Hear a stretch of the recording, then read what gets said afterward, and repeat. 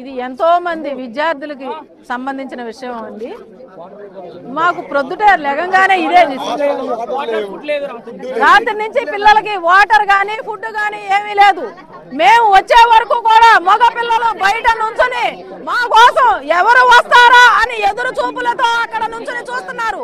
మేము వెళ్ళి వాళ్ళని కాంటాక్ట్ అయితే వాళ్ళు మా వెనకాల ఉద్యమంగా బయలుదేరి వచ్చారు. మమ్మల్ని లోన కూడా ఎంటర్ కానివ్వలేదు. ఇంతమంది ఆడపిల్లల వీడియోలు తీసి ఎంత మందికి స్ప్రెడ్ చేశారు అనేది మాకు కావాలి.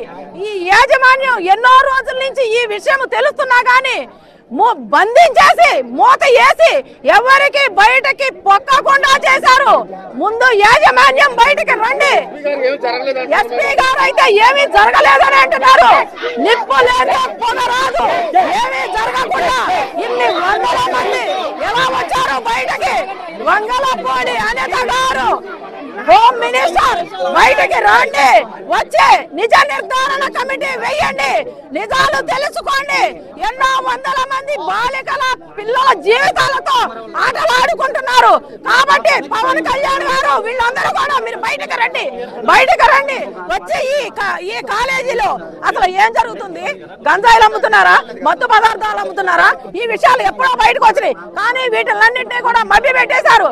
కానీ ఈ రోజున నిప్పేస్తే నిప్పు లేదే పొగరాదు అన్నట్టు బయటకు వచ్చింది.